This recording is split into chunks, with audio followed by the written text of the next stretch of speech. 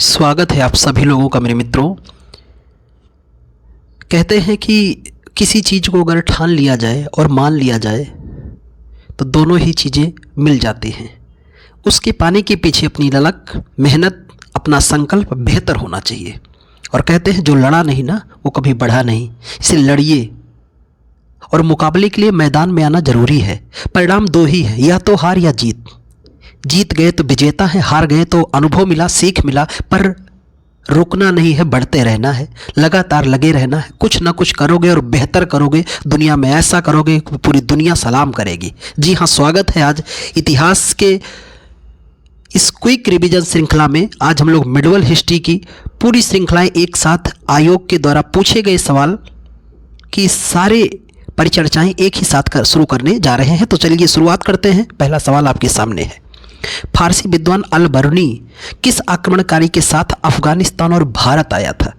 तो उसका नाम होगा महमूद गजनबी। ये वही लुटेरा है जिसने भारत पर 17 बार आक्रमण किया है। कितनी बार? 17 बार। और ये 17 बार आक्रमण किया, ऐसा किसने काउंटिंग किया था? तो एक इतिहासकार थे जिनका नाम था हेनरी इलियट। क्या नाम था? Henry Elliot. इन्होंने बताया था, इन महोदय ने, कि महमूद गजनबी ने भारत पर कितनी बार? 17 बार आक्रमण किया था। और कहते हैं कि महमूद गजनबी पहली बार पराजित हुआ था कहाँ? कश्मीर में। किस वंश की शासिका ने पराजित किया था? लोहार वंश की शासिका रानी दिद्दा ने पहली बार पराजित किया था। ये भारतीय वीरांगना महिलाओं की, कहते हैं, बहादुरी का परिणाम था। पुरुषों को छोड़ो, महिलाओं ने पहली बार इस तुर्की आक्रांता को पराजित किया। कहाँ? कश्मीर में। रानी दिद्दा ने, जो किस वंश की शासिका थी? तो लोहार वंश की शासिका थी। ये महमूद गजनबी की भारत पहली पराजय मानी जाती है। कहाँ? कश्मीर में। लेकिन महमूद गजनबी का सबसे प्रसिद्ध आक्रमण जो था वो कौन था? 16वां। सबसे फेमस आक्रमण इसका किस नंबर का है? 16वां। किस मंदिर पर? सोमनाथ मंदिर पर। और ये सोमनाथ मंदिर हिंदू धर्म के 12 ज्योतिर्लिंगों में एक ज्योतिर्लिंग माना जाता है। सोमनाथ मंदिर कहाँ पर? गुजरात में। और उस समय इस मंदिर के देखभाल की जिम्मेदारी किसी थी? चालुक्य वंश की थी।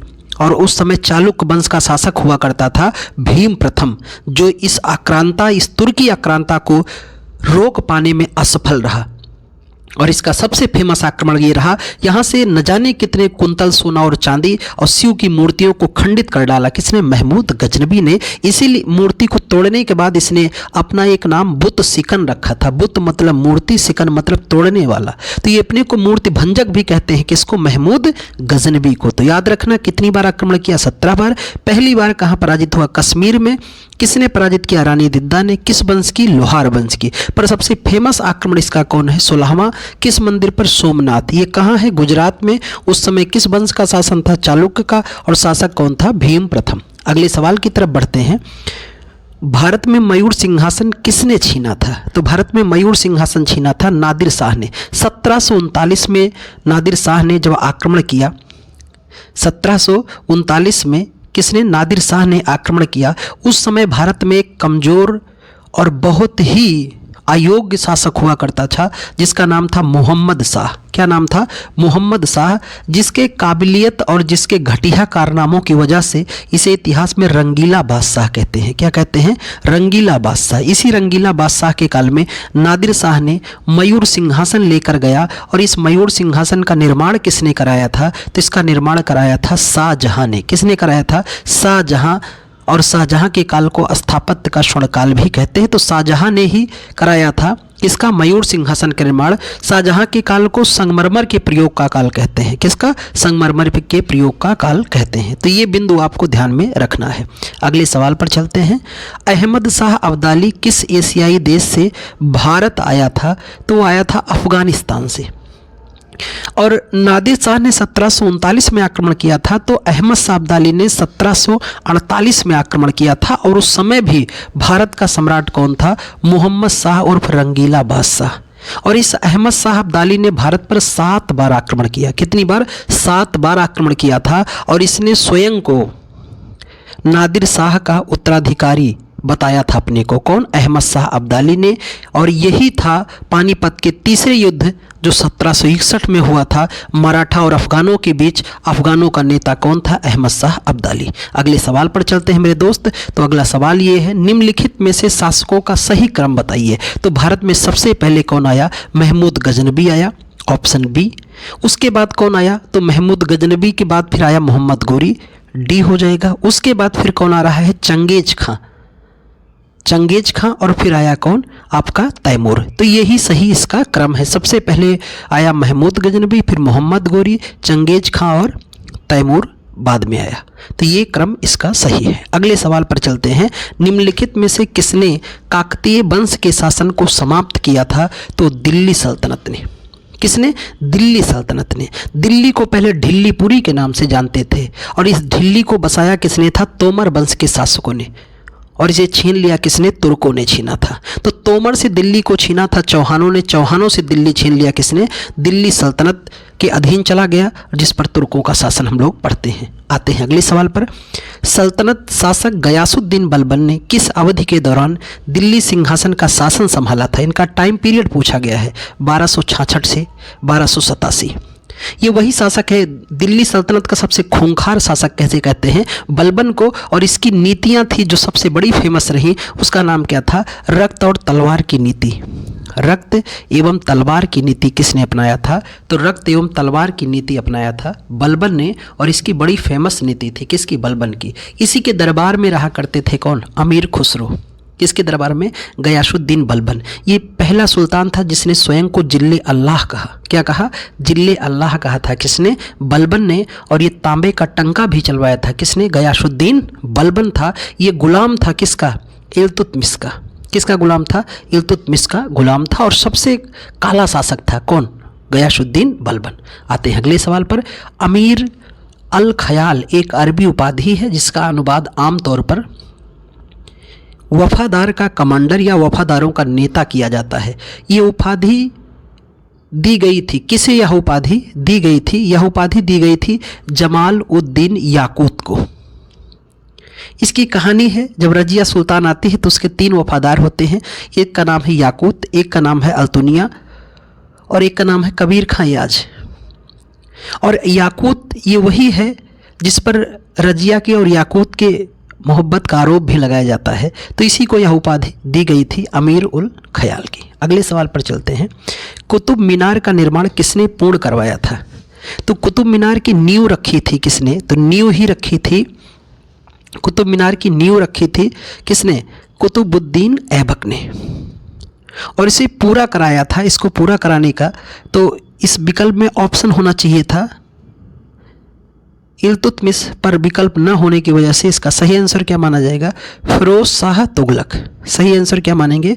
फिरोज शाह तुगलक माना जाएगा। अगर इल्तुतमिश ऑप्शन में रहेगा तो इल्तुतमिश ही आप लगाइएगा। निम्नलिखित में से किसने अजमेर में 2.5 दिन का झोपड़ा बनवाया था? तो कुतुबुद्दीन ऐबक ने।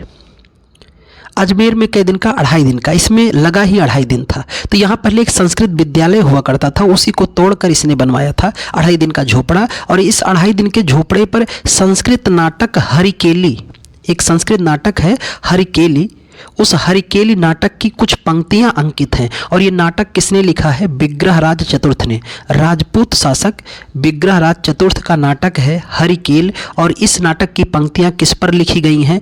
आज भी दिखाई देती हैं। किस पर? 2.5 दिन के झोपड़े पर। कौन से नाटक? हरिकेल नाटक।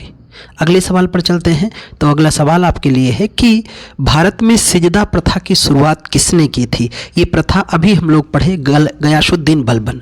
बलबन ने 2 प्रथा शुरू किया था, दोनों ईरानी या फारसी प्रथा कहती हैं। एक तो इसने शुरू किया था क्या? सिजदा। सजदा मतलब है सर झुकाना। और एक कहते हैं पैबोस। पैबोस मतलब चरण चूमना। सजदा और पैबोस प्रथा किसने शुरू किया था? तो ये दोनों प्रथा शुरू किया था बलबन ने। और बलबन ने ही एक त्यौहार शुरू किया था, नवरोज त्यौहार। कौन सा?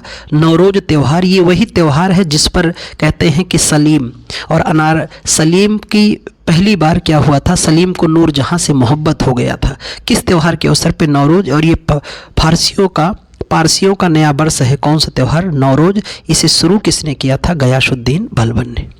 अगले सवाल पे चलते हैं। इक्ता प्रणाली द्वारा दिल्ली सल्तनत में संस्थागत रूप से लागू किया गया था किस शासक के काल में? इल्तुतमिश। यही है जिसे गुलामों का गुलाम कहते हैं। और दिल्ली का पहला वैधानिक सुल्तान किसे कहते हैं? इल्तुतमिश को। दिल्ली को राजधानी बनाने वाला पहला सुल्तान कौन है? इल्तुतमिश है। और इसका अर्थ होता है साम्राज्य का स्वामी। किसका? इल्तुतमिश का। और ये पहला व्यक्ति था जिसने इक्ता प्रथा शुरू किया था, इल्तुतमिश ने। और इसी ने ही तुर्कान चेहलगानी 40 तुर्क सरदारों का एक संगठन बनाया था। किसने? इल्तुतमिश ने। और मध्यकाल में सबसे पहले अरबी सिक्का किसने चलाया था? इल्तुतमिश ने। और इसके 2 सिक्के थे, एक चांदी के एक तांबे के। इसके चांदी के सिक्के को टंका और तांबे के सिक्के को दाम के नाम से जानते हैं। आते हैं अगले सवाल पर। सभी आप लोग जानते हैं, उसका नाम क्या है? रजिया सुल्तान। 1236 से लेके 1240 तक। और ये किसकी पुत्री थी? इल्तुतमिश की। इसे योग्य पिता की योग्य पुत्री कहते हैं। किसको? रजिया सुल्तान को। और मध्यकाल की पहली महिला शासिका मानी जाती है रजिया सुल्तान। ने महमूद खिलजी को हराया और चित्तौड़गढ़ में विजय स्तंभ का निर्माण कराया। उस शासक का नाम क्या था? राणा कुंभा। राणा कुंभा ने ही महमूद खिलजी को हराया था और चित्तौड़ में विजय स्तंभ का निर्माण कराया था। किसने? राणा कुंभा। राजपूत शासक था राणा कुंभा। कौन सा शासक कुतुब मीनार के पास अलाई मीनार बनवाना चाहता था लेकिन उसे पूरा ना कर सका? ये ऐसा करने वाला कौन था? अलाउद्दीन खिलजी। खिलजी है जिसने भारत में क्या किया था? कैंट बाजार शुरू किया। किसने? अलाउद्दीन खिलजी ने ही कैंट बाजार की शुरुआत किया था भारत में सबसे पहले। और इसी ने ही राशनिंग प्रणाली की शुरुआत किया था। तो राशनिंग प्रणाली भी किसने शुरू किया था? अलाउद्दीन खिलजी ने किया था। इसके और इसे भारत में दूसरा सिकंदर कहते हैं। मध्यकाल में दूसरा सिकंदर किसे कहा जाता है? अलाउद्दीन खिलजी को ही कहा जाता है। अलाउद्दीन खिलजी के शासनकाल में राज्य द्वारा निम्नलिखित में से किस प्रकार का कर नहीं लगाया जाता था? तो उसका सही आंसर हो जाएगा लघु उद्योगों पर कर नहीं लगते थे, बाकी सभी प्रकार के कर इसके राज्य में लगाए जाते थे। और इसके कार्य में टैक्स कितना वसूला गया था? 1/2 यानी 50% कर वसूला था। किसने? अलाउद्दीन खिलजी ने। इनमें से किसने 1311 में दिल्ली में अलाई दरवाजे का निर्माण कराया था? तो ये किस शासक के द्वारा कराया गया? उसका नाम था अलाउद्दीन खिलजी। अलाई दरवाजा किसने बनवाया था? अलाउद्दीन खिलजी ने बनवाया था। किस शासक के शासनकाल के दौरान निर्मित बेगमपुरी मस्जिद दिल्ली में उनकी राजधानी जहां पनाह की प्रमुख मस्जिद भी थी, किसकी थी? मोहम्मद तुगलक की। तो मोहम्मद तुगलक, इसी को ही कहते हैं पागल सुल्तान के नाम से जाना जाता है। और दिल्ली से दौलताबाद को राजधानी किसने बनाया था? मोहम्मद तुगलक ने ही बनाया था। किस सम्राट ने अपनी राजधानी दिल्ली से दौलताबाद हस्तांतरित की? अभी हम लोगों ने इस पर चर्चा किया, तो कौन हो जाएगा? अब आप कमेंट करके आंसर बताओ विकल्प देख करके। अगले सवाल पर आते हैं कि 14वीं शताब्दी में भारत में सोने और चांदी की नियमित मुद्राओं के स्थान पर सस्ती धातुओं की सांकेतिक मुद्रा का प्रयोग किसने किया था? उसी शासक ने, जिसका नाम क्या है? मोहम्मद बिन तुगलक। सबसे पहले भारत में टोकन करेंसी किसने शुरू किया था? मोहम्मद बिन तुगलक ने ही किया था। राजधानी भी परिवर्तन किसने किया? मोहम्मद बिन तुगलक। 5 योजनाएं बनाई, 5 योजनाएं इसकी विफल हो गई। ऐसा किसने बताया? बर्नी, एक इतिहासकार है बर्नी। उसने बताया कि सुल्तान ने 5 योजना बनाई और 5 ही क्या हो गई? विफल हो गई थी। किसके काल में? मोहम्मद बिन तुगलक की। और कहते हैं हिंदुओं के त्यौहार होली में शामिल होने वाला ये पहला सुल्तान है मोहम्मद बिन तुगलक। आगरा शहर की स्थापना किसने की थी? सिकंदर लोदी ने किया था। 1504 में आगरा शहर की स्थापना की और 1506 में इसे अपनी राजधानी बना ली थी। किसको? आगरा को। किस नदी के किनारे है? यमुना नदी के किनारे स्थित है। निम्न में से कौन सी कृति मुगल भारत के इतिहास के संबंध में विचारण या संदर्भ योग्य नहीं है? तो इसका सही आंसर हो जाएगा शाहनामा। क्या नाम है? शाहनामा। मुगल भारत के इतिहास के संबंध में विचारण योग्य नहीं है। दिल्ली की जामा मस्जिद का निर्माण किस वर्ष पूर्ण हो गया था? तो हो गया था कब? 1656 में। और इसका निर्माण किसने कराया था जामा मस्जिद का? तो इस जामा मस्जिद का निर्माण कराया था शाहजहां ने। आगरा का ताजमहल किसने बनवाया था? शाहजहां ने। और आगरा की मोती मस्जिद भी किसने बनवाया? शाहजहां ने। मुगल काल के प्रसिद्ध गायक तानसेन का संबंध किस भारतीय संगीत से था? ध्रुपद से। ये तानसेन थे जिनका मूल नाम रामतनु पांडे था और इनका मकबरा कहाँ है? ग्वालियर में है। अकबर के दरबार के सबसे बड़े गवैया कौन थे? तानसेन। अगले सवाल पर आते हैं, भारत के अंतिम मुगल शासक कौन थे? इनका नाम है बहादुर शाह द्वितीय, या इन्हीं को आप बहादुर शाह जफर भी कहते हैं। और इन्हें अंग्रेजों ने निर्वासित करके कहाँ भेज दिया था? रंगून, जहाँ 1858 में इनकी मृत्यु हो गई थी। और इन्हीं के जाने के बाद एक गाना आया था, बड़ा मशहूर गाना हुआ था कि मेरे पिया गए रंगून, वहाँ से किया है टेलीफोन तुम्हारी याद सताती है। कहते हैं अंतिम मुगल बादशाह कौन थे? बहादुर शाह द्वितीय। और पहले कौन थे? तो पहले थे बाबर। लेकिन कहा जाए एकमात्र शायर बादशाह कौन था? बहादुर शाह द्वितीय उर्फ जफर। इसने अपनी नाकामयाबी 1857 का विद्रोह इसी के समय हुआ था। किसके? बहादुर शाह जफर के। इसने अपनी नाकामयाबी को अपनी शायरी में व्यक्त किया था और कहा था मेरे दोस्त कि ना किसी के आँख का नूर हूँ, न किसी के आँख का नूर हूँ, न किसी के दिल का करार हूँ, जो किसी के काम ना आ सका वो बुझता हुआ चिराग हूँ। ये अपनी बयां किया था अपनी बातों को, किसने? बहादुर शाह जफर। और इसलिए बयां किया था क्योंकि इसी के दरबार में मिर्ज़ा गालिब, मिर्ज़ा दाग, मिर्ज़ा मोमिन जैसे बड़े बड़े शायर रहते थे। किसके दरबार में? बहादुर शाह द्वितीय या बहादुर शाह जफर के दरबार में। इसकी उपाधि जफर थी क्योंकि जफर नाम से कविता लिखता था। अगले सवाल पर आते हैं, आईन अकबरी किसने लिखा था? यह 16वीं शताब्दी का एक विस्तृत दस्तावेज है जो सम्राट अकबर के अधीन मुगल साम्राज्य के प्रशासन का विवरण देता है। तो इसका सही आंसर हो जाएगा अबुल फजल। अकबर के 9 रत्नों में एक थे। इतिहास में 2 ही शासक हैं जिनके दरबार में 9 रत्न थे। 9 रत्न मतलब 9 मंत्री। एक नाम मिलता है चंद्रगुप्त द्वितीय विक्रमादित्य। चंद्रगुप्त द्वितीय विक्रमादित्य के दरबार में 9 रत्न थे। कालिदास, बरहामिहिर, धन्वंतरि, छपड़क, अमर सेन, बररुचि, घटकर्पण, शंकु, बैताल भट्ट। और दूसरे थे अकबर, जिनके दरबार में कई रत्न है? 9 रत्न। अकबर के दरबार में भी बीरबल, तानसेन, अबुल फजल फैजी, मुल्ला दो प्याजा, हकीम हुकाम, टोडरमल, ये अबुल फजल, ये सभी किसके दरबार के थे? अकबर के दरबार के। 2 ही शासक हैं जिनके दरबार में 9 रत्न थे। अगले सवाल पर आते हैं कि मुगल साम्राज्य के शासनकाल के दौरान गैर मुस्लिम विषयों पर मतदान को दर्शाने के लिए किस शब्द का इस्तेमाल किया गया था? सही आंसर है जजिया का। तो भारत में सबसे पहले जजिया कर लगाया किसने? मोहम्मद बिन कासिम ने। और जजिया कर सबसे पहले बात करें कि जजिया कर किसने लगाया? मोहम्मद बिन कासिम ने। मैं जजिया का पूरा डिटेल एक वीडियो पिन करूंगा, मुश्किल 3 मिनट का वीडियो मैंने बनाया है, इसी पर मैं पिन कर दूंगा, देख लीजिएगा पूरा जजिया एक जगह। जजिया किसने लगाया, क्यों लाया गया, क्यों लगाया जाता है, इसके पीछे तुर्की या मुगल शासकों का मंतव्य क्या था, सारी बातें एक जगह मैंने बता रखी है, तो उसको देख लीजिएगा। मैं इस वीडियो के लास्ट में उसको ऐड कर दूंगा। निम्नलिखित में से किसे खाने खाना की उपाधि से सम्मानित किया गया था? बैरम खान। अकबर का शासन इसने 4 वर्षों तक चलाया था। अकबर का संरक्षक था बैरम खां, प्रधानमंत्री भी था। कौन? बैरम खां। बाद में कहते हैं कि यह शिकार भी बना किसका? अकबर का, बैरम खां। इसके पीछे बड़ी कहानी है। कुछ लोग कहते हैं कि अकबर की पत्नी सलीमा बेगम पर अकबर का निगाह था, पर कुछ लोग कहते हैं नहीं, अकबर को भय लग गया क्योंकि बैरम खान ने हत्या कर दी थी किसको? हेमू या हेमचंद्र की। किस युद्ध में? पानीपत के दूसरे युद्ध में। तो इसकी ढेर सारी किदवंती और कहानियां हैं, उसको कभी हम क्लास में बात करते हैं। पर अभी अगले सवाल पर आते हैं। निम्नलिखित में से किसका निर्माण सम्राट अकबर ने नहीं करवाया था? तो फतेहपुर सीकरी, जिसे स्थापत्य नगरी कहते हैं, किसने बसाया?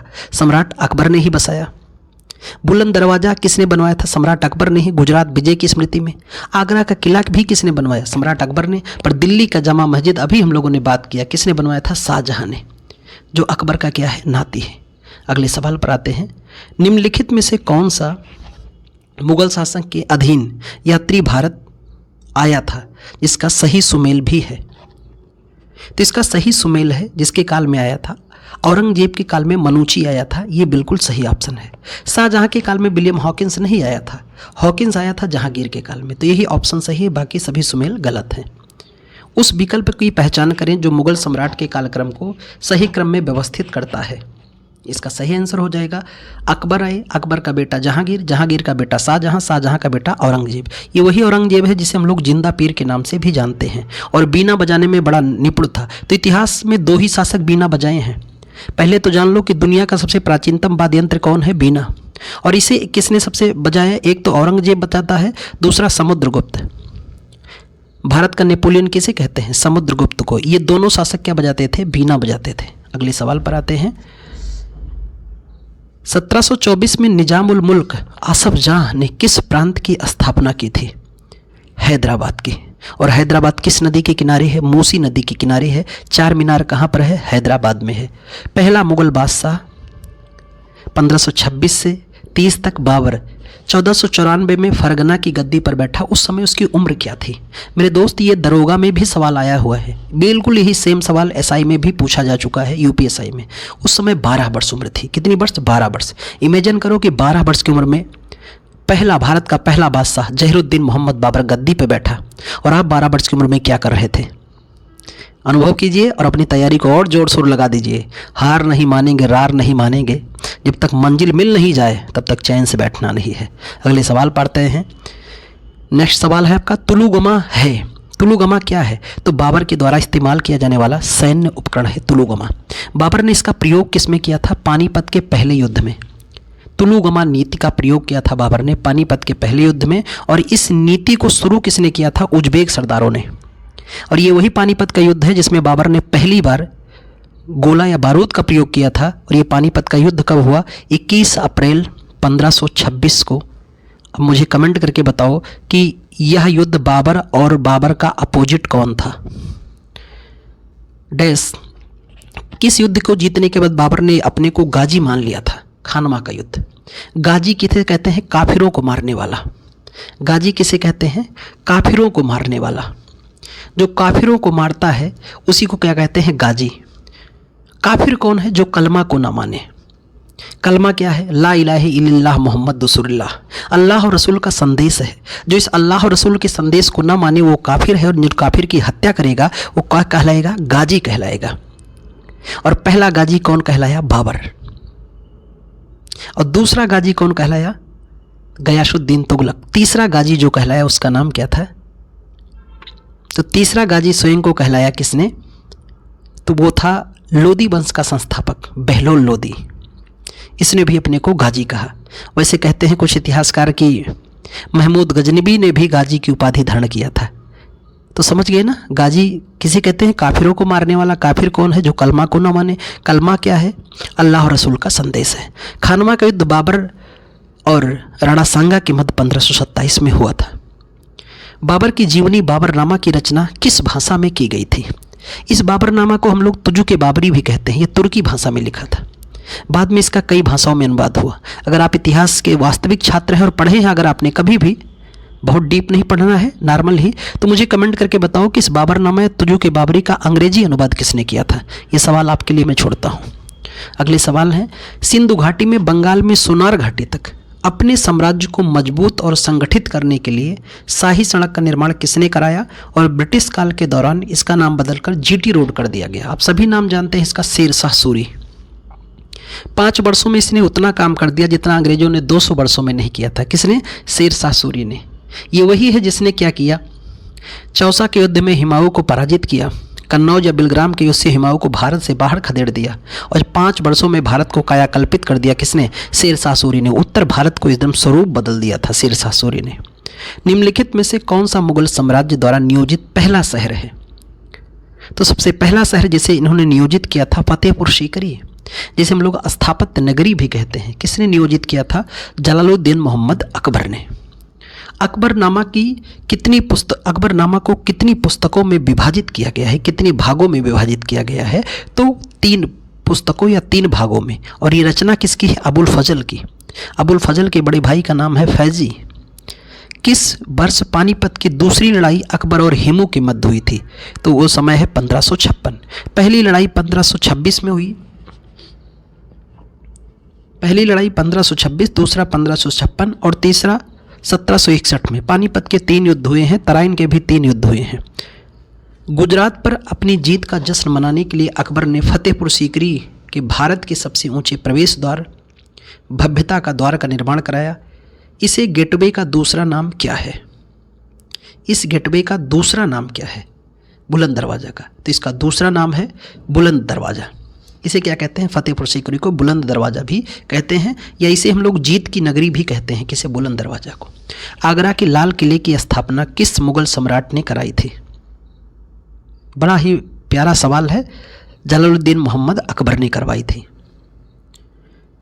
अहमदनगर की किस रानी ने सम्राट अकबर के खिलाफ लड़ाई लड़ी थी? तो उस रानी का नाम था चांद बीबी। चांद बीबी ने अकबर से मुकाबला किया था, बहरहाल युद्ध को जीत ना पाई थी। दुर्गावती भी अकबर से युद्ध में लड़ाई की थी, गढ़कटंगा की महारानी थी दुर्गावती। तख्त ए अकबरी सिंहासन जिस समय अकबर को सम्राट के रूप में ताज पहनाया गया था, वो किस राज्य में स्थित था? पंजाब में। कहाँ पर? पंजाब में। कहते उस समय की कहानियाँ थी, कभी कहानी हम बताएंगे आपको कि अकबर उस समय पंजाब में क्या कर रहा था। यहाँ हुमायूं की मृत्यु हो गई और ऐसी क्या रणनीतियाँ थी बैरम खां की कि अकबर के आए बिना आगरा को और दिल्ली को सुरक्षित बचाया जा चुका है। इसके लिए एक कहानी और एक विशेष सेगमेंट लेकर आपके बीच में आऊँगा कभी, फिर बात करते हैं उस पर। अगला सवाल है, निम्नलिखित में से कौन अकबर के दरबार में सबसे अच्छे सुलेखक में से एक था जिसने जमीन कलाम की उपाधि से सम्मानित किया गया था? मोहम्मद हुसैन। क्या नाम था? मोहम्मद हुसैन। दसवंत और बसावन जो थे ये अकबर के दरबार के चित्रकार थे, मशहूर चित्रकार हुआ करते थे। कौन? दसवंत और बसावन। अबुल फजल इनके नवरत्नों में से एक था। अकबर के विचार सुलह कुल का आशय क्या था? तो अकबर के विचार सुलह कुल का आशय, सबसे प्रसिद्ध आशय क्या था? सार्वभौमिक शांति। अकबर एक न्यायप्रिय शासक भी बन चुका था। डैश किस मुस्लिम संत ने जो उस समय जगह पर रहते थे जहां फतेहपुर सीकरी का निर्माण किया गया था? ये कई बार सवाल आ चुका है, सबसे ही बिल्कुल सरल और आसान सवाल है। शेख सलीम चिश्ती। इन्हीं के आशीर्वाद से जलालुद्दीन मोहम्मद अकबर को जो संतान प्राप्त हुई उसका नाम सलीम रखा गया। अकबर उन्हें प्यार से शेखू बाबा कहते थे। जिन्हें दरबार की एक नर्तकी से मोहब्बत हो गया था उसी को आप सलीम और अनारकली का प्यार कहते हैं। वही सलीम आगे चलकर जहांगीर कहलाया। नेक्स्ट है 218 की ने स्थापना की थी। किसने दीन इलाही की स्थापना की थी? तो इसका सही आंसर हो जाएगा जलालुद्दीन मोहम्मद अकबर ने स्थापना की थी। निम्नलिखित में से कौन बादशाह अकबर के दरबार के नवरत्नों में से एक नहीं था? अबुल फजल इब्न मुबारक, फ़कीर आजुद्दीन, उस्मान अली खां, राजा टोडर मल। इसका सही आंसर हो जाएगा उस्मान अली खां। ये अकबर के नवरत्नों में शामिल नहीं था। भारत के निम्नलिखित मुगल शासकों में किसने अंग्रेज को सूरत में अपना पहला कारखाना स्थापित करने की अनुमति दी थी? जहांगीर उर्फ सलीम ने अनुमति दी थी। शाहजहां की बेटी ने नई राजधानी शाहजहानाबाद की एक नई वास्तु शिल्प परियोजना में भाग लिया था, उसका नाम क्या था? जहां आरा। तो इनकी 3 बेटियां थी शाहजहां की, जहां आरा, रोशन आरा, गौहन आरा। ये तीनों बेटियां थी किसकी? शाहजहां की। और शाहजहां की पत्नी का नाम जानते हैं? मुमताज महल। दिल्ली में जामा मस्जिद किस भारतीय बादशाह के शासनकाल में बनवाई गई थी? उम्मीद है ये सवाल 3 से 4 बार पूछा गया, आप कमेंट करके मुझे बताओगे किसने बनवाया था। आज के आखिरी सवाल पर हम लोग बात करते हैं। औरंगजेब के संबंध में निम्नलिखित कौन कथन गलत है? पहला है कि 18वीं शताब्दी के मध्य में औरंगजेब की मृत्यु के बाद मुगल साम्राज्य का पतन होता चला गया। इसे आलमगीर के नाम से भी जाना जाता है। वह शाहजहां और मुमताज महल का दूसरा पुत्र था। सत्ता के अपने संघर्ष के दौरान औरंगजेब ने अपने भाई दारा शिकोह के युद्ध में निर्णायक रूप से पराजित किया और अपने पिता को आगरा के महल में सीमित कर दिया। हाँ सही है, बंद कर दिया था। तो इसका सही आंसर हो जाएगा 18वीं सदी के बाद पतन होता चला गया। इसका ये आंसर गलत है। तो आज का सेशन कैसा लगा आप कमेंट करके बताएं। अगले ऐसे सेशन पे पुनः मिलता हूं और इतिहास में जल्द ही आपके लिए एक यहाँ पर मैं बताना भी आपको चाहता हूं, हिस्ट्री बिल्कुल एक कहानी, इतिहास क्या है? कहानी, न कम न ज़्यादा। इसको एक सेगमेंट के रूप में मैं आपके सामने पेश करना चाहता हूँ। जल्द ही हम लोग हिस्ट्री को एक कहानी के रूप में बिल्कुल आपके दिमाग में बैठाने का पूरा प्रयास करूँगा और एक बिल्कुल हर शासक के बारे में केवल टू द पॉइंट बात करना, उनकी कुछ कहानियों के बारे में बात करना और ऐसी कहानियाँ जो आपके मनो मस्तिष्क दिमाग को बिल्कुल तरोताज़ा कर दे और सवाल बिल्कुल तैयार भी हो जाए और अगर प्रश्न आए तो आप गोला भी भर ले जाएं। तो अगले सेशन में पुनः मिलते हैं, तब तक के लिए बहुत बहुत धन्यवाद। हम बिल्कुल उन्माद रूप से लग जाएं तो परिणाम आने में बहुत समय नहीं लगता है। कई बार होता है हमारे छात्र निराश भी होते हैं कि लंबे समय का अध्ययन करते हैं और उनको परिणाम न मिलता है। लगे रहिए, बने रहिए, देर आएंगे, हो सकता है दुरुस्त आएँ, और ऐसे आएंगे कि पूरी दुनिया आपके लिए वाह वाह करेगी। इसलिए बिल्कुल निराश मत होइए, आस भरिए, मंजिल आपको मिलना है। पढ़ने का नाम ही जिंदगी है। दुनिया में एकमात्र ही दवा है जो कभी रिएक्शन नहीं करती है, वो है शिक्षा। कहते ना, हमारे संविधान मर्मज्ञ डॉक्टर भीमराव अंबेडकर साहब ने कहा कि शिक्षा वह शेरनी का दूध है जो जितना पिएगा उतना दहाड़ेगा। जितना ज़्यादा पिएगा उतना दहाड़ेगा, कम पिएगा तो भूखेगा, और कम पिएगा तो म्याऊ म्याऊ करेगा। जी हाँ, ये ज्ञान के सागर में डुबकी लगाओगे तो दुनिया के सम्राट कहलाओगे। हजरत मियाँ मीर ने किस सिख गुरु के नियंत्रण पर अमृतसर में स्वर्ण मंदिर की आधारशिला रखी थी? गुरु अर्जुन देव 5वें गुरु थे। ये कौन से गुरु थे?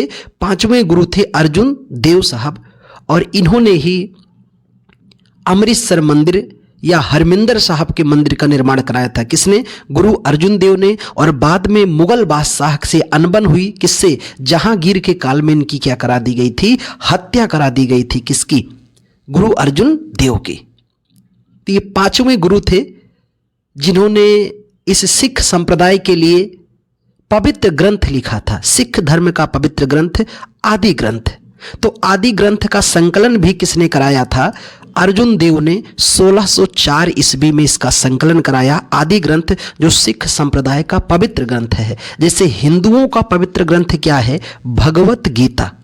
क्या है? भगवत गीता है।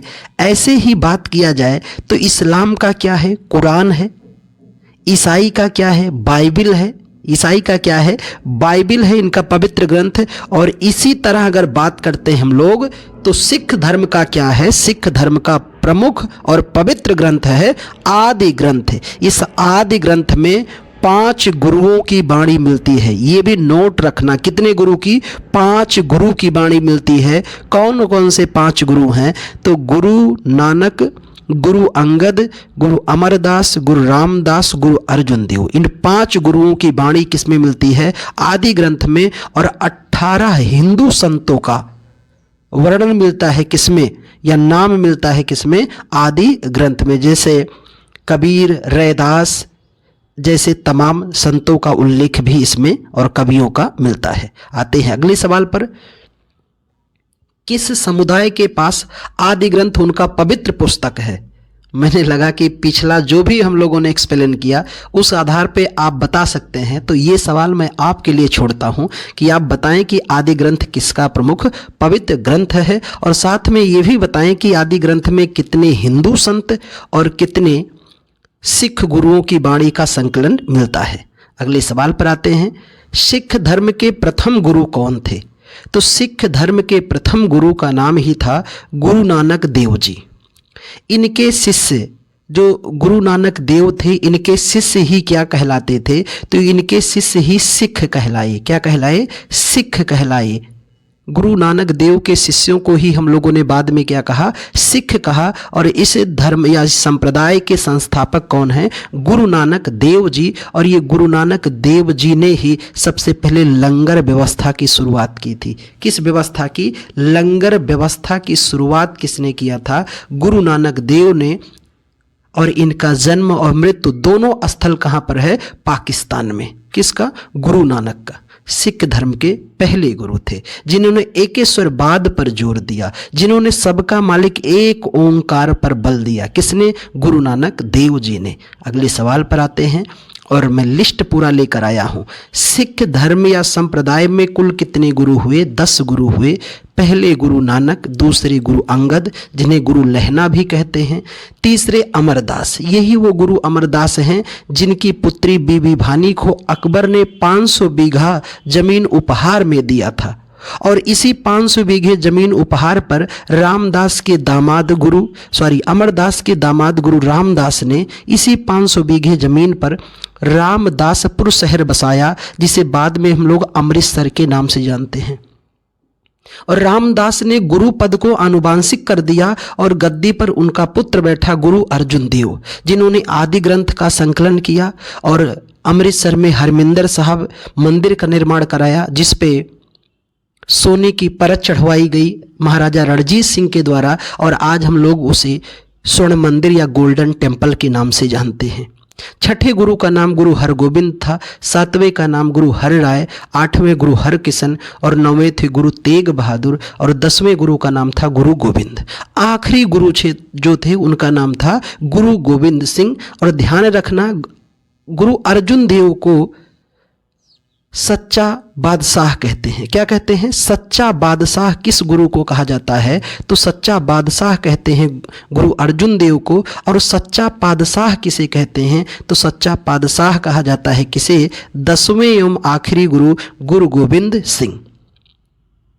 ये बड़े बहादुर और योग्य गुरु थे और अपने बाद इन्होंने गुरु पद को समाप्त कर दिया था, और इनका जो उत्तराधिकारी बना था वह सिख साम्राज्य का पहला नेता कहलाया। किसका? गुरु गोविंद सिंह का। अगले सवाल पर आते हैं। खालसा सेना के सैन्य कमांडर बंदा सिंह, बंदा बहादुर को मार डाला गया था। तो 10वें गुरु गुरु गोविंद सिंह का जो उत्तराधिकारी बना था, सिखों का पहला नेता, उसका नाम क्या था? बंदा बहादुर। इसको कब मार डाला गया था? तो इसकी हत्या भी मुगल शासकों ने ही करवाई थी। इसकी हत्या करवाई गई थी 1716 ईस्वी में। किसकी? बंदा बहादुर को फांसी की सजा दी गई थी मुगल बादशाह फर्रुखसियर के काल में। किसके काल में? फर्रुखसियर के काल में, जिसे इतिहासकार घृणित कायर कहते हैं। क्या कहते हैं? घृणित कायर। उसके काल में फांसी की सजा दी गई थी बंदा बहादुर को। इसने हजारों मुगलों को कत्लेआम करवा दिया था। किसने? बंदा बहादुर। और सिखों का पहला नेता था, गुरु गोविंद सिंह का उत्तराधिकारी बना था बंदा बहादुर। अगले सवाल पर आते हैं दोस्त। निम्नलिखित में से कौन 5 सिख तख्त की सूची में शामिल नहीं है? सिख धर्म के 5 स्तंभ स्थापित किए गए, जिसमें आपका दमदमा साहिब, पटना साहिब, श्री केसगढ़ साहिब आनंदपुर, इसमें जो शामिल नहीं था उसका सही आंसर क्या है? श्री रकाबगंज साहिब नई दिल्ली। बाकी ये जो हैं दमदमा साहिब, तलवंडी, बठिंडा, श्री पटना साहिब, केसगढ़ साहिब, आनंदपुर, ये सभी तख्त थे, पर श्री रकाबगंज तख्त शामिल नहीं था। बल्कि दिल्ली की चांदनी चौक में 9वें गुरु गुरु तेग बहादुर की हत्या किसने करवा दी थी? तो 9वें गुरु गुरु तेग बहादुर का सर धड़ से अलग करा दिया था। किसने? तो औरंगजेब के काल में हुआ था। वहीं पर, यानी दिल्ली में चांदनी चौक के पास जहां इनका सर धड़ से अलग किया गया था, वहां पर शीशगंज गुरुद्वारा है। तो शीशगंज गुरुद्वारा किसका है? तो शीशगंज गुरुद्वारा है गुरु तेग बहादुर का। गुरुद्वारा क्या है? तो ईश्वर को याद करने का, ईश्वर का घर है जहां उनको याद कर सकते हैं, मिल सकते हैं। जैसे हिंदुओं में मंदिर है, ईसाइयों में गिरजाघर है, मुस्लिमों में मस्जिद है, ऐसे सिखों के पवित्र स्थान को गुरुद्वारा कहते हैं और इनके पवित्र ग्रंथ को आदि ग्रंथ कहा जाता है। अगले सवाल पर आते हैं दोस्त। किला मुबारक स्मारक कहाँ पर स्थित है? तो यह स्थित है पंजाब में। किला मुबारक स्मारक कहाँ स्थित है? पंजाब में स्थित है। इनमें से किस स्थान की स्थापना 1577 में गुरु रामदास ने की थी? अभी हम लोगों ने बात किया था, गुरु रामदास ने अमृतसर। गुरु रामदास ने जिस शहर को बसाया था उसका नाम था रामदासपुर। आगे उसी शहर को हम लोग किस नाम से जानते हैं? अमृतसर के नाम से जानते हैं। और इसी अमृतसर में एक तालाब और स्वर्ण मंदिर बनवाया किसने? गुरु अर्जुन देव ने, 5वें गुरु ने। 1680 में शिवाजी का पुत्र डैश अपने भाई राजा राम के खिलाफ उत्तराधिकार का युद्ध जीतने के बाद सिंहासन पर बैठा था। नाम क्या था? संभाजी। शिवाजी के 2 काबिल पुत्र, शिवाजी के 2 पुत्र, एक का नाम क्या था? राजा राम। क्या नाम था? राजा राम। और दूसरे का नाम क्या था? संभाजी। कहते हैं शिवाजी का अंतिम संस्कार किसने किया था? राजा राम ने किया था। शिवाजी की कुल 7 या 8 पत्नियां बताई गई हैं, इतिहास में 8 पत्नियां। और शिवाजी ने अपनी राजधानी कहाँ बनाई थी? रायगढ़ को बनाई थी। शिवाजी ने अपनी राजधानी कहाँ बनाई? रायगढ़ को। और शिवाजी ने राज्याभिषेक कब कराया था? 1674 ईस्वी में अपना राज्याभिषेक कराया था। बनारस के पंडित के सानिध्य में इन्होंने अपना राज्याभिषेक रायगढ़ में कराया। और उस राज्याभिषेक के दौरान इनकी पत्नी को राजमहिषी का दर्जा दिया गया। और इसी राज्याभिषेक दौरान एक बड़ी घटना हुई, इनकी मां का देहांत हो गया था। किसके? शिवाजी की मां का देहांत हो गया और शिवाजी पे बड़ा आघात पहुंचा। तो कहते हैं शिवाजी ने अपना राज्याभिषेक 2 बार कराया था। पहली बार वैदिक विधि से और दूसरी बार तांत्रिक विधि से, और दोनों राज्याभिषेक कहाँ हुआ था? रायगढ़ में हुआ था। काशी के पंडित गंगा भट्ट के सानिध्य में राज्याभिषेक कराया गया था। शिवाजी ने ही अपने शासन को चलाने के लिए 8 बड़े योग्य और काबिल मंत्रियों की नियुक्ति की थी, जिन्हें हम लोग इतिहास में अष्टप्रधान कहते हैं। तो ये सवाल पूछा जाता है, अष्टप्रधान किसके दरबार से थे? शिवाजी महाराज के दरबार से थे। शिवाजी की उपाधि है छत्रपति। शिवाजी को राजा की उपाधि दिया था किसने? औरंगजेब ने शिवाजी को राजा की उपाधि किया था। शिवाजी स्वयं को हिंदू धर्मोद्धारक कहते हैं। क्या कहते हैं? हिंदू धर्मोद्धारक भी कहते हैं। चलते हैं अगले सवाल पर। निम्नलिखित में से किस राजा को औरंगजेब ने छत्रपति शिवाजी महाराज के विरुद्ध युद्ध में भेजा था? जय सिंह को। और कहते हैं दोनों के मध्य युद्ध हुआ। शिवाजी इस युद्ध में विचलित हुए, इसलिए शिवाजी और जय सिंह के मध्य एक संधि हुई थी जिसका नाम है पुरंदर की संधि। कौन सी संधि? पुरंदर की संधि हुई। और ये संधि हुई थी कब? 1665 में। और इस संधि के तहत शिवाजी ने क्या किया? मुगलों को आधे से अधिक किले जो जीत चुके थे वो दे दिया और अपने पुत्र संभाजी को जमानत के तौर पर मुगल दरबार में भेज दिया था। किसने? शिवाजी ने। छल कपट किया जय सिंह ने और शिवाजी की सिक्योरिटी का बहाना लेकर लेके चले गए शिवाजी को। कहाँ? आगरा। किसके दरबार में? औरंगजेब के दरबार में, जिसे हम लोग जिंदा पीर भी कहते हैं। किसको? औरंगजेब को। कहते हैं शिवाजी उस दरबार में पहुंचे, औरंगजेब ने सम्मान न किया। इनको पदक्रम में निचले पायदान पे बैठने को आदेश किया, पर शिवाजी वीर पुरुष, तेज तर्रार, छोटे हाइट के पर कुशल और योग्य कुशल सेनापति थे। दादा कोंडदेव ने इनको कूट कूट करके हर कलाओं में निपुण किया था। शिवाजी को अपमान लगा। शिवाजी दरबार से निकलने का प्रयास किए। औरंगजेब ने आदेश किया कि इनको जेल में बंद किया जाए। आगरा में ही एक महल है, जयपुर महल। उस जयपुर महल में शिवाजी को कैद कर दिया गया। तो सवाल यह बनता है कि शिवाजी औरंगजेब से मुलाकात कहाँ हुई थी? आगरा में। और इनको जेल कर दिया गया कहाँ? जयपुर महल में। शिवाजी का हमशक्ली एक था, हीरोजी फरजंद। शिवाजी ने उसको अपनी जगह जेल में बैठा के स्वयं फरार हो गए थे। तो बस इतनी ही कहानी रखिए, अगली शेष कहानियां फिर सुनाएंगे। आते हैं अगले सवाल पर। पानीपत का तीसरा युद्ध किस वर्ष लड़ा गया था? अभी अगर कल का आपने वीडियो देखा है तो ध्यान से देखिए, मैंने पानीपत के तीनों युद्ध की बात की है। तो तीसरा युद्ध 1761 में लड़ा गया। पहला युद्ध 1526 में लड़ा गया, बाबर और इब्राहिम लोदी के मध्य।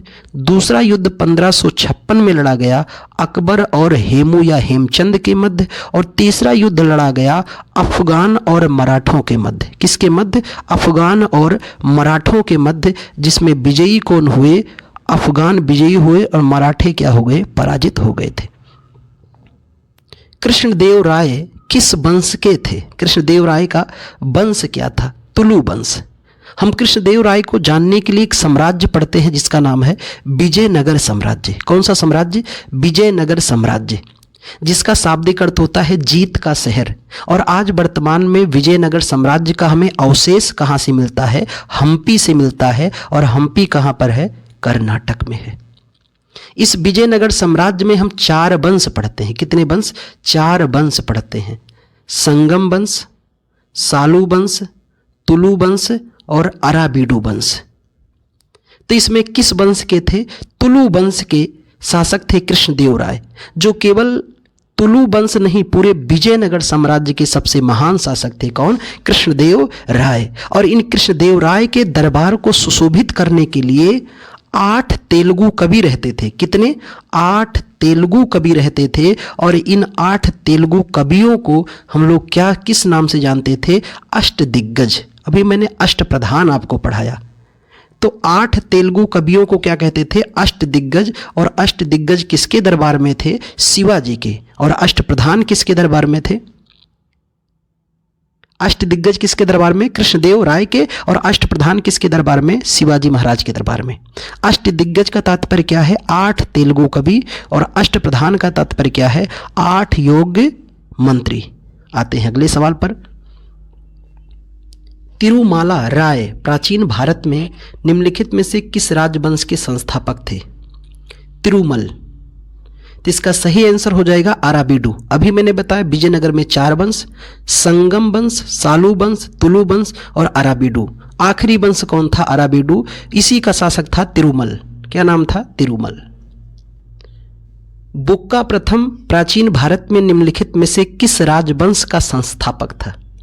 तो विजयनगर का भी संस्थापक कहा जाए कि विजयनगर की स्थापना किसने की थी, विजयनगर नामक साम्राज्य किसने बसाया, या विजयनगर की स्थापना किसने की? तो विजयनगर का संस्थापक ही थे 2 भाई, एक का नाम था हरिहर और दूसरे का नाम था बुक्का। और इस विजयनगर का पहला वंश था जिसका नाम क्या था? संगम वंश। तो संगम वंश के भी संस्थापक कौन थे? बुक्का प्रथम। तो ध्यान में रखना। अगले सवाल पर चलते हैं। उस इंजीनियर का क्या नाम था जिसने हम्पी के खंडहरों को प्रकाश में लाया था? कर्नल कॉलिन मैकेंजी ने खोज किया था किसका? हम्पी का। आज भी हमें अवशेष मिलते हैं किसके? विजयनगर साम्राज्य के। आज भी आप जाकर के देख सकते हैं।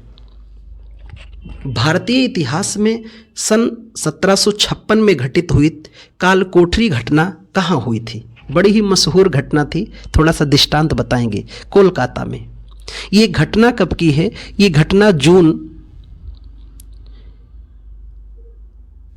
1757 की घटना है। कालकोठरी घटना, इसे हम लोग ब्लैक होल ट्रेजेडी भी कहते हैं या इंसिडेंट के नाम से जाना जाता है। ये घटना किसके काल में हुई थी? सिराजुद्दौला। बंगाल का एक नवाब हुआ करता था सिराजुद्दौला। इस घटना की कुछ अफवाह कहानियां भी बताई जाती हैं, पर सुनिए ध्यान से। ये घटना हुई और इस घटना में बताया गया कि बंगाल का नवाब सिराजुद्दौला अंग्रेजों के ऊपर क्रोधित उठा। और जब क्रोधित हो उठा तो उसने क्या किया? एक दिन उसने एक 18 फीट लंबी और 14.5 फीट से अधिक चौड़ी कोठरी में 146 अंग्रेजों को बंद कर दिया। कितने को? 146 अंग्रेजों को बंद कर दिया। एक कोठरी जो 18 फीट लंबी, 14.14 फीट चौड़ी, एक कोठरी में 146 अंग्रेजों को बंद किया। महीना कौन सा है? जून।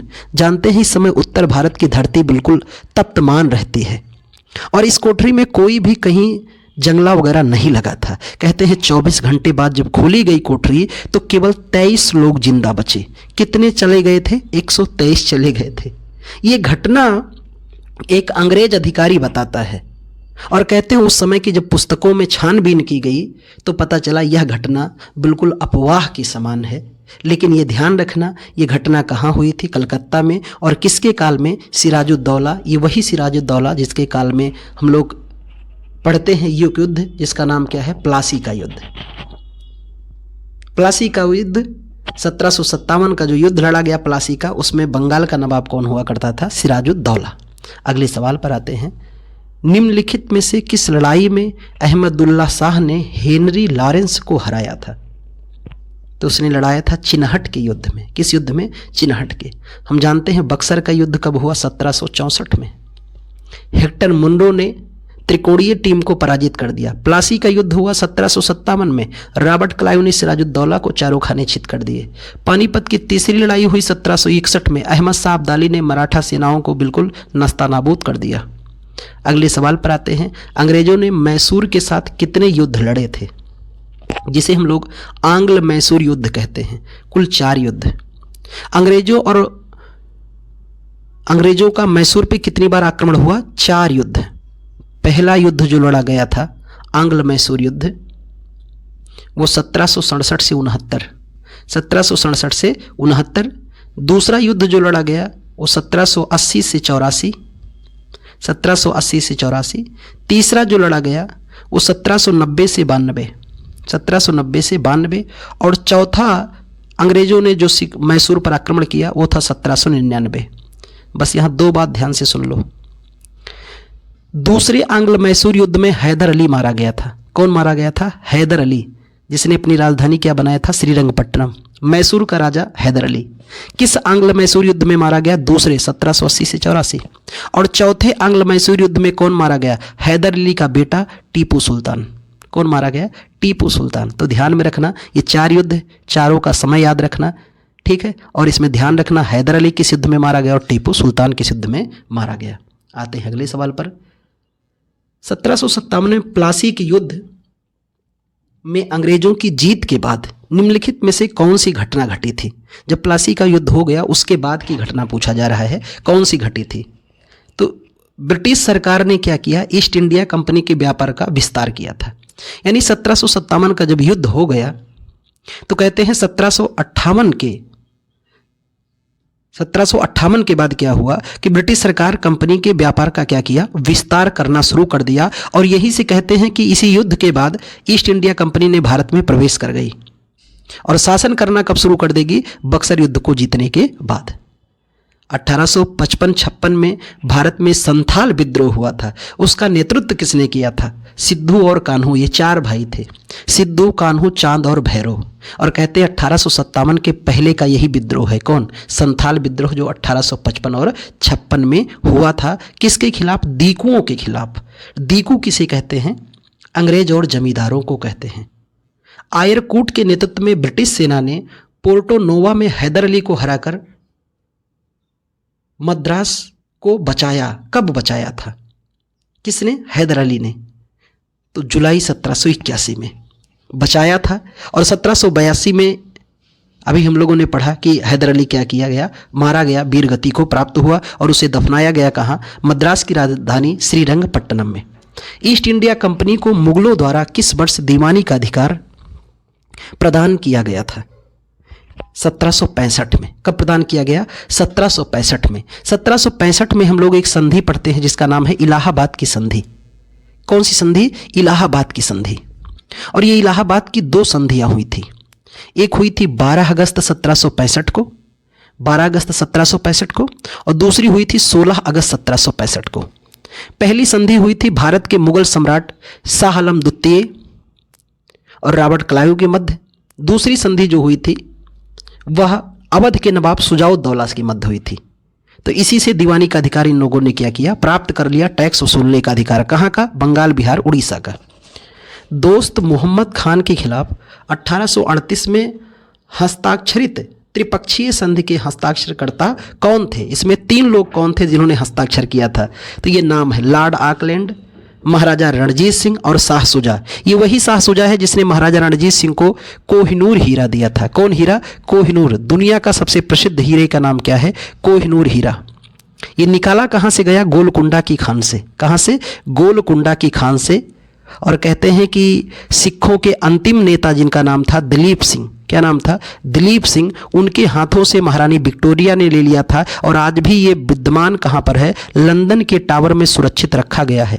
अगर आप ला सकते हैं तो ले आइए, ये भारत की अमानत है। इस समय लगभग 108 या 9 कैरेट का बचा हुआ है। आरंभ में 973 कैरेट का था, पर काफ़ी राजाओं के हाथों में जाते जाते छीना झपटी में टूट गया। कौन? कोहिनूर हीरा। इसे हिंदी में प्रकाश का पहाड़ भी कहते हैं। और नादिर शाह 1739 में तख्ते ताश, मयूर सिंहासन, कोहिनूर हीरा सब लूट के ले गया था। उससे पाया था शाह शुजा। शाह शुजा दे दिया महाराजा रणजीत सिंह को। और रणजीत सिंह के खानदान का आखिरी राजा कौन था? दलीप सिंह, जिसे दफनाया गया बाद में। कहाँ? लंदन में। इसकी मृत्यु ही वहीं हो गई। और ये सिखों का एकमात्र नेता था जिसने सिख धर्म को त्याग कर ईसाई धर्म को अपनाया था। निम्नलिखित में से टीपू सुल्तान का संबंध किस स्थान से था? अभी हम लोगों ने चर्चा किया था, श्रीरंगपट्टनम। और यहीं पर इन्होंने क्या किया था? जैकोबिन क्लब की स्थापना की थी। किसने? टीपू सुल्तान ने। और फ्रांस की दोस्ती की वजह से इन्होंने यहीं पर स्वतंत्रता वृक्ष भी लगवाया था। किसने? टीपू सुल्तान ने। बड़ा योग्य सेनापति का योग्य पुत्र था टीपू सुल्तान। प्राचीन इतिहास में किस भारतीय राज्य को कामरूप के नाम से जाना जाता था? तो इसका सही आंसर क्या हो जाएगा? असम को। क्या कहते थे? असम को हम लोग कामरूप कहते थे। असम में एक राजवंश पढ़ते हैं जिसका नाम है अहोम राजवंश। और अहोम विद्रोह भी पढ़ते हैं कहाँ, असम में, जिसका नेतृत्व गोमधर कुंवर ने किया था। मुगलों के विरुद्ध हल्दी घाटी का युद्ध किसने लड़ा था? तो हल्दी घाटी का बड़ा फेमस युद्ध रहा महाराणा प्रताप। रणबीर चौकड़ी भर भर करती चेतक बन गया निराला था, राणा प्रताप के घोड़े से पड़ गया हवा का पाला था। घोड़े का नाम चेतक था और इनके हाथी का नाम राम प्रसाद था। बड़ा भयानक और भयावह युद्ध हुआ हल्दी घाटी 1576 में। अकबर अंततः भी मेवाड़ पर अधिकार न कर सका। यह सबसे योग्य राजपूत का परिवार था, जो सच्चा राजपूत परिवार था। बाकी सभी ने घुटने टेक दिए, किसके सामने? मुगलों के सामने। पर यही एक खानदान था, राणा सांगा का खानदान था ये, जो कभी मुगलों के सामने टिका भी नहीं और मेवाड़ स्वतंत्रता बनी ही बनी रह गई। खजुराहो के मंदिर का निर्माण किस राजवंश के शासनकाल में हुआ? बड़ा फेमस सवाल है, चंदेल राजवंशों ने कराया था। यहीं पर शिव की बड़ी अच्छी और बाखूबसूरत मूर्तियां हैं खजुराहो के मंदिर में। चंदेल राजवंशों का उस मंदिर को संरक्षण, आश्रय, प्रश्रय सब दिया गया था और आज भी सुरक्षित हमें देखने को मिलता है। वैष्णव धर्म में कितने अवतार या देवता के अवतार को मान्यता दी गई है? 10। अभी भगवान के 10वां अवतार होना बाकी है, जिसको हम लोग कहते हैं कल्कि का अवतार। कलयुग जब अपने चरम पर होगा, मानव बिल्कुल पशु प्रवृत्ति का हो जाएगा। जिस माँ के गर्भ से जन्म लेगा उसी के साथ संसर्ग करने लगेगा, तब कहते हैं भगवान कल्कि मेरठ में विष्णु नामक इस ब्राह्मण के घर जन्म लेंगे और इन पापियों से क्या करेंगे? इस धरालोक का समापन करेंगे और फिर एक नए युग की शुरुआत होगी, जिसको कहेंगे सतयुग। तो पहला युग कौन था? सतयुग। सतयुग के बाद कौन सा युग आया? त्रेता युग। त्रेता के बाद कौन सा आया? द्वापर युग। और द्वापर के बाद कलयुग। हम लोग किस युग में हैं? कलयुग। कहते हैं कि इस समय मानव की उम्र जो थी वो 1 लाख वर्ष थी। कितनी थी? 1 लाख वर्ष थी। लेकिन सतयुग से बदलने त्रेता युग आते आते इस मानव में लोभ और पलटा। लोभ लालच की ज्वाला इसमें बढ़ी, तो कहते हैं ईश्वर ने 1 0 हटा दिया और मानव की उम्र कितनी हो गई? 10,000 वर्ष। त्रेता से द्वापर आते आते ये मानव और भी लोभी होता गया, सांसारिक जीवन में और रमणीयता बढ़ाता गया, झूठ, व्यभिचार इत्यादि बातों को समाहित करता गया। ईश्वर ने 1 0 और हटा दिया। इस मानव की उम्र कितनी हो गई? 1000। कलयुग आते आते मानव में और भी लालच, लोभ की संकल्पना बढ़ती गई, तो ईश्वर ने 1 0 और उठा दिया और मानव की उम्र कितनी है? 100 वर्ष। पर अब वर्तमान का जो मानव है वो 60 और 70 विज्ञान के अनुसार या भारत सरकार के अनुसार 64.5 वर्ष की आयु प्रत्याशा पुरुषों की है, महिलाओं की ज़्यादा है, 65 के आसपास है। मीराबाई सबसे प्रसिद्ध महिला कवि और भगवान कृष्ण की भक्ति वर्तमान समय में एक राजपूत राजकुमारी थी। किस राज्य की? राजस्थान की। कहाँ की? राजस्थान की। भगवान कृष्ण की दीवानी मीराबाई। गोल गुंबज राजा मोहम्मद आदिल शाह का मकबरा है। यह हिस्सा था बीजापुर का। कहाँ का? बीजापुर। बीजापुर कहाँ पर है? कर्नाटक में। आसफ उद दौला द्वारा निर्मित आसाफी इमामबाड़ा कहाँ पर स्थित है? तो आप सभी इसका आंसर जानते हैं, लखनऊ में इमामबाड़ा। यहीं पर भूल भुलैया भी स्थित है। कहाँ पर? लखनऊ में ही। एक अंधे कवि जिन्होंने अपने संग्रह सूरसागर में कृष्ण की महिमा गाई थी। इतना आसान सवाल है, आप सभी नाम जानते होंगे। सूरदास, सूरसागर, सूर लहरी, तमाम इनकी बड़ी दिव्य और भव्य रचनाएं हैं, जो आज भी अपनी बिल्कुल उसी अवस्था में विद्यमान है जैसे आरंभ में लिखी गई थी। रामचरितमानस की रचना करने वाले गोस्वामी तुलसीदास का जन्म आधुनिक रूप से किस राज्य में हुआ था? उत्तर प्रदेश में। कहाँ पर? उत्तर प्रदेश में। तो इस रामचरितमानस की रचना किसने किया? गोस्वामी तुलसीदास जी ने किया था। जिसमें कितने अध्याय हैं? 7 अध्याय हैं, जिन्हें कांड कहा जाता है। और दिन भी कितने हैं? 7। रंग भी कितने हैं? 7। इसी 7 में जीना है, इसी 7 में मरना है। व्यर्थ की चिंता मत करो, लगो और बिल्कुल अपने आयाम को जब तक प्राप्त न कर लो तब तक लगे रहो। दासबोध मुख्य रूप से किसके लेखन और उपदेश का संकलन है? तो दासबोध को लिखा था समर्थ रामदास जी ने। किसने? रामदास की रचना है दासबोध। चिश्ती सिलसिला के सबसे महत्वपूर्ण शिक्षकों में एक शेख मोइनुद्दीन चिश्ती की दरगाह कहाँ पर स्थित है? शेख मोइनुद्दीन चिश्ती साहब की दरगाह है अजमेर में, जिन्हें हम लोग अजमेर में इन्हीं की दरगाह की वजह से अजमेर को भारत का मक्का कहते हैं। मक्का मतलब जहां हजरत मोहम्मद पैगंबर का जन्म हुआ था। अगर सऊदी अरब के बाद भारत का यानी भारत में सबसे पवित्र स्थान इस्लाम का पूछा जाए तो अजमेर है। अजमेर को भारत का मक्का कहते हैं। ख्वाजा मोइनुद्दीन चिश्ती की दरगाह को अजमेर शरीफ के नाम से जाना जाता है।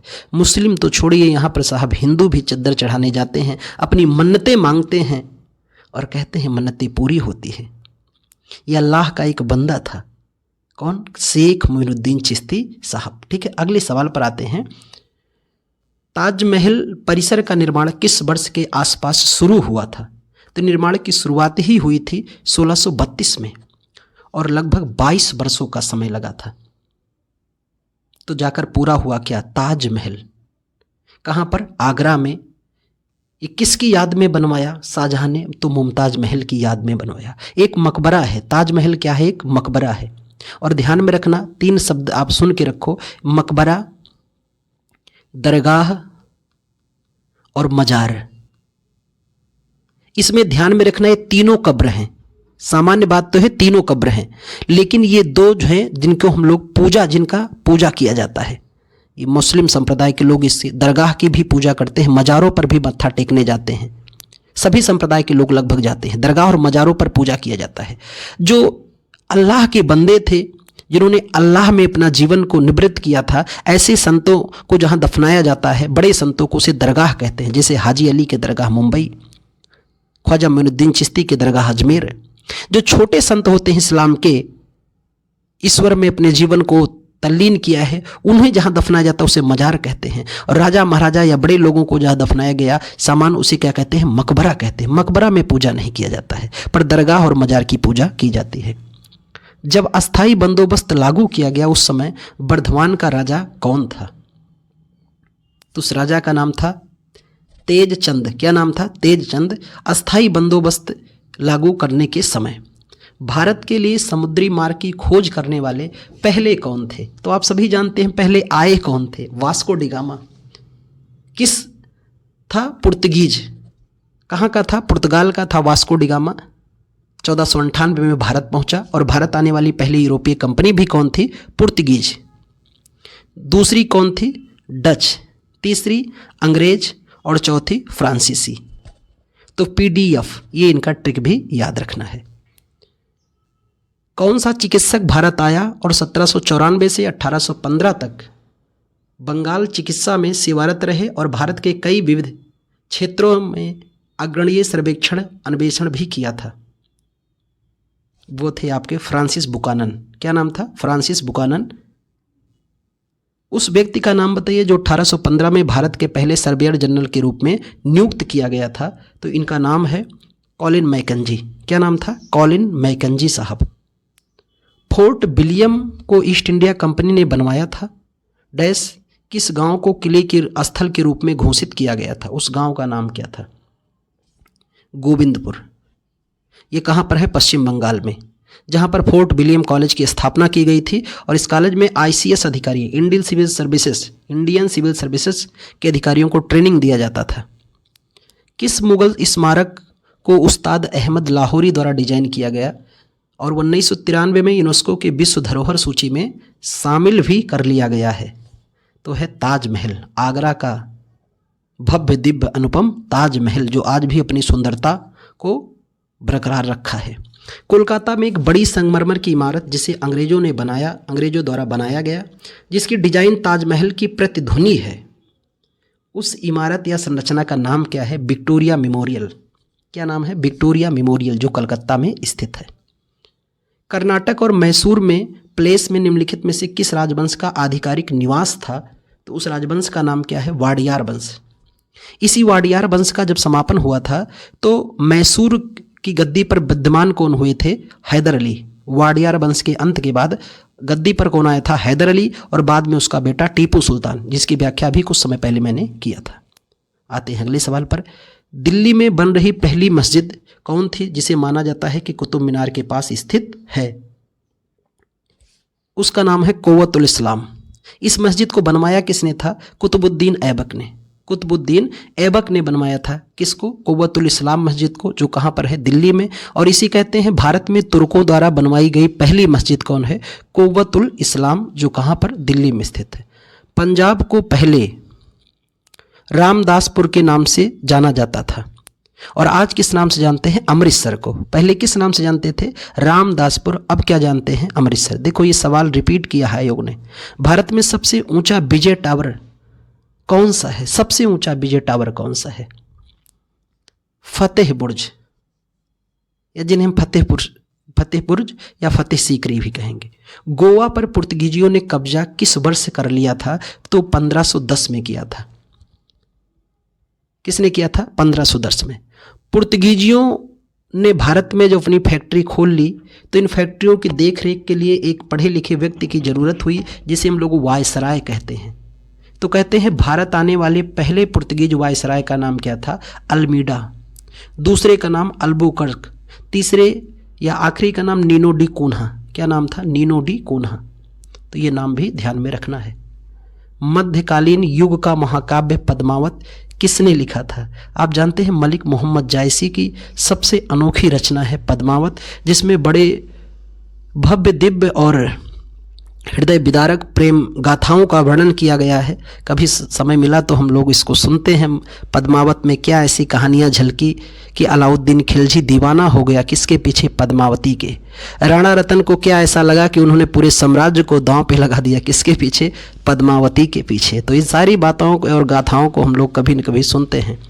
रबिया-उद-दौरानी के नाम में भी किसे जाना जाता है? किसको जाना जाता है रबिया-उद-दौरानी के नाम से? तो आप जानते हैं दिलरास बानो बेगम। कौन थी? दिलरास बानो बेगम थी, और ये पत्नी थी किसकी? औरंगजेब की। इन्होंने अपनी पत्नी की याद में ताजमहल की फूहड़ नकल बनवाई थी। बहमनी साम्राज्य की स्थापना किसने किया? तो 1347 में अलाउद्दीन हसन बहमनशाह उर्फ हसन गंगू ने किया था बहमनी साम्राज्य की स्थापना। किसके अगेंस्ट? तो यही साम्राज्य है जो लड़ा है किससे? विजयनगर साम्राज्य से। विजयनगर साम्राज्य का अंत भी किसने किया? बहमनी ने। जयपुर में हवा महल का निर्माण किससे प्रेरित था? किससे प्रेरित था? तो यह था झुंझुनू में खितड़ी महल से। झुंझुनू में खितड़ी महल से प्रेरित था। उलत बंसी किस भक्ति विशिष्ट योगदान है? तो ये योगदान माना जाता है किसका? कबीरदास का। किसका? कबीरदास का योगदान है। हवा महल का निर्माण किसने करवाया था? अभी तो हम लोग पढ़े कि जयपुर में हवा महल कहाँ है? जयपुर में इसका निर्माण कराया था महाराजा समाई प्रताप सिंह ने करवाया था। अजमेर का संबंध किस सूफी संत से है? उस सूफी संत का नाम बताओ। अभी हम लोगों ने पढ़ा ख्वाजा मोइनुद्दीन चिश्ती की दरगाह कहाँ पर है? अजमेर में। अजमेर को भारत का मक्का कहते हैं। अजमेर पे प्रतिवर्ष मेला भी आयोजित किया जाता है। किस यात्री और विद्वान ने किताब उल हिंद लिखा था? बहुत ही प्रसिद्ध रचना है और कई बार पूछा जा चुका है। अल-बर्नी ने किताब उल हिंद या तहकीक हिंद लिखा था। किसने? अल-बर्नी ने लिखा था, जिसका अर्थ होता है भारत की खोज। और अल-बर्नी के बारे में कहते हैं पहला मुसलमान जो भारतीय संस्कृत का अध्ययन किया, पुराणों का अध्ययन किया, महाकाव्यों का अध्ययन किया। प्रसिद्ध अन्वेषक डैश भारत में आना चाहते थे, लेकिन इसके बजाय वह अमेरिका के तट पर उतर गए। उस व्यक्ति का नाम क्या था? आप जानते हैं क्रिस्टोफर कोलंबस साहब 1492 में चले थे। तकदीर का नजाकत लेकर चले, पर तकदीर कुछ और चाहती थी, और उन्होंने क्या किया? यूरोप का केप ऑफ गुड होप पर इनको भंवरों ने घुमाया और ये पहुंच गए कहाँ? अमेरिका में। और ये अमेरिका पे उतरते ही कहा, या मैं इंडिया पहुंच गया। लोगों ने कहा, अरे पगलू, इंडिया नहीं, ये अमेरिका है। तो इन्होंने अमेरिका की खोज किया था। किसने? कोलंबस ने। और वास्को डी गामा, जिसकी नीयत भी साफ थी और उसके लक्ष्य भी स्पष्ट थे, और भारत की खोज कर ली। इसीलिए कहते हैं मेरे दोस्त, जहाँ चाह होती है वहाँ राह भी होती है, और जहाँ चाह नहीं वहाँ राह भी नहीं। होयसल साम्राज्य की राजधानी क्या थी? तो होयसल साम्राज्य की राजधानी थी द्वार समुद्र। किस नाम से जानते हैं? द्वार समुद्र। और यादव की राजधानी क्या थी? देवगिरी हुआ करती थी, जो महाराष्ट्र में है। निम्नलिखित ऐतिहासिक घटनाओं के उसके कालानुक्रम क्रम को व्यवस्थित कीजिए। इनमें से क्रम व्यवस्थित करना है कि सही क्रम क्या है। तो सही क्रम है कि हुमायूं ने अपने खोए हुए क्षेत्र को पुनः प्राप्त करने का प्रयास किया। कब? 1555 के आसपास। कब प्राप्त करना चाहा? 1555 के आसपास, पहली चीज। दूसरा क्या रहा कि नादिर शाह ने भारत पर आक्रमण किया 1739 में। अगली बात रही कि पानीपत के तीसरे युद्ध में अहमद शाह अब्दाली ने पराजित किया मराठों को 1761 में, और फिर 1765 में दीवानी का अधिकार दिया गया। ये ईयर है और मिलान कर लीजिए, तो ऑप्शन नंबर सी सही हो जाएगा। निम्नलिखित में से किस वास्तुशिल्प तकनीक का उपयोग मुख्य रूप से ताजमहल को सजाने के लिए किया गया था? ये कई बार पूछा जा चुका है। पित्रादुरा। वैसे ये सबसे पहले पित्रादुरा का प्रयोग किसमें किया गया? आप कमेंट करके मुझे बताएं कि किसके मकबरे में सबसे पहले पित्रादुरा का प्रयोग किया गया है। संत कबीर का जन्म कहाँ हुआ था? सबसे आसान और इजी सवाल है, वाराणसी में। कहाँ पर? वाराणसी में। 9वीं और 11वीं सदी के बीच बंगाल और बिहार में मूर्तियों की किस शैली का उपयोग किया जाता था? उस शैली का नाम बताइए। उसका नाम था पाल शैली का उपयोग किया जाता था बिहार और बंगाल में।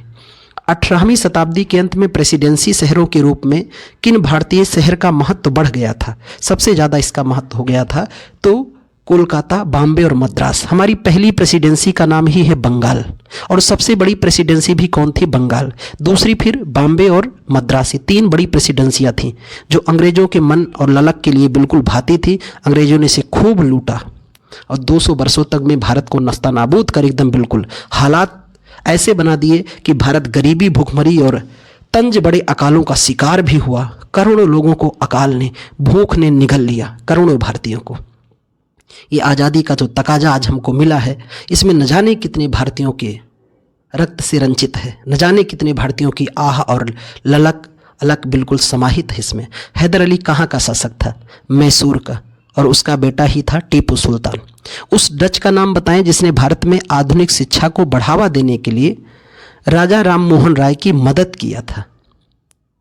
उनका नाम था डेविड हेयर। राजा राम मोहन राय और डेविड हेयर मिल करके 1817 के आसपास हिंदू कॉलेज की स्थापना की थी। किसकी? हिंदू कॉलेज की स्थापना की थी कोलकाता में इन दोनों लोगों ने। सन 1600 से 1700 की अवधि में धार्मिक शिक्षक मियाँ मीर किस राज्य से संबंधित थे? इनके राज्य का नाम क्या था? पंजाब। क्या नाम था? पंजाब। निम्नलिखित में से कौन सा जोड़ा सही ढंग से सुमेलित नहीं है विदेशी यात्रियों का? तो इसमें सुमेलित जो जोड़ा नहीं है वो है जॉर्डन, जॉन जॉर्डन शाहजहां। बाकी सभी जोड़ा बिल्कुल सही है। तो जॉर्डन शाहजहां के दरबार में नहीं आया था। रुद्रेश्वर मंदिर या बेत स्तंभ भाल गुड़ी रुद्रदेव द्वारा बनवाया गया। रुद्रदेव का संबंध किस राजवंश से है? काकतीय राजवंश से। किस वंश से? काकतीय राजवंश का शासक था। महाराजा जय सिंह द्वितीय ने इनमें से किस शहर में जंतर मंतर का निर्माण नहीं कराया था? कल की क्लास में भी हम लोगों ने बात किया कि महाराजा जय सिंह द्वितीय ने क्या किया? 5 शहरों में जंतर मंतर बनवाया, जिन्हें हम लोग खगोल वेधशाला भी कहते हैं, जहाँ से ग्रह नक्षत्रों की जानकारी मिलती है। और इन 5 शहरों में आपका एक हो गया जयपुर, दूसरा हो गया मथुरा, तीसरा हो गया दिल्ली, चौथा हो गया उज्जैन और 5वां हो गया वाराणसी। तो इसमें कहाँ नहीं बनवाया था? इलाहाबाद में। अगले सवाल पर आते हैं। हैदराबाद में चार मीनार के संबंध में कौन सा कथन गलत है? तो उस कथन का क्या है कि मेहराब 4 मंजिले के कमरे और मेहराब का दीर्घा सहारा देते हैं। ये बिल्कुल गलत है। बाकी सभी विकल्प इसके सही हैं। निम्नलिखित में से किस विदेश यात्री ने तेलुगु भाषा में इटालियन ऑफ द ईस्ट कहा था? तो उसका नाम क्या है? निकोलो कांटी। ये किसके दरबार में आया था निकोलो कांटी? कमेंट करके मुझे बताओ। पुर्तगीजियों द्वारा वर्ष 1662 में इंग्लैंड के राजा चार्ल्स द्वितीय को पुर्तगाल के राजा की बहन से शादी करने पर दहेज के रूप में किस भारतीय शहर को उपहार दिया गया था? शहर का नाम बताइए। मुंबई को। तो मुंबई पुर्तगीजियों ने उपहार दिया था किसको? अंग्रेजों को। और यही मुंबई जाकर के बाद में ईस्ट इंडिया कंपनी का हेडक्वार्टर बना था। आते हैं आज का आखिरी सवाल इतिहास का, और मेडवल यहाँ पर आपका समाप्त हो जाएगा। 12वीं शताब्दी में काकतीय राजवंश राजाओं द्वारा बनवाया गया। 14वीं शताब्दी में कुतुब राजवंश द्वारा पुनर्जीवित किया गया या पुनर्निर्मित किया गया था। वो कौन सी संरचना थी? गोलकुंडा का किला। तो दोस्त ये सेशन कैसा लगा? अगले पुनः सेशन पे मिलते हैं। यहाँ पर हम लोग मध्यकालीन इतिहास बिल्कुल पूर्णतः प्रीवियस ईयर के पूछे गए सवाल, उसमें कुछ पहलू मैंने अपना भी जोड़ा। बहुत लंबा इसलिए नहीं कर किया जा सकता, इसमें ढेर सारी कहानी मेरे दोस्त, मैं बहुत ज़्यादा इसलिए इसको लेंथ बढ़ाया नहीं कि आपको ये लगेगा वीडियो का टाइमिंग भी ज़्यादा हो गया है। तो जब पढ़ेंगे इतिहास तो हम लोग पूरा डिटेल से पढ़ेंगे, इसमें इसीलिए थोड़ा सा सवाल को तेज़ी से सॉल्व करते भी ध्यान में रखा, क्योंकि इधर आपका एग्ज़ाम का टाइम भी लगभग करीब ही है। तो आप प्रीवियस ईयर को ध्यान से देखिए और पढ़ के जाइए। कई सवाल उम्मीद है कि यहीं से हूबहू रिपीटेड होंगे। रिपीटेड नहीं होंगे तो जो एक्सप्लेन मैंने किया है उसको नोट डाउन करना, हो सकता है वहाँ से सीधा सवाल पूछे। तो अगले सेशन में पुनः मिलते हैं, तब तक के लिए बहुत बहुत धन्यवाद।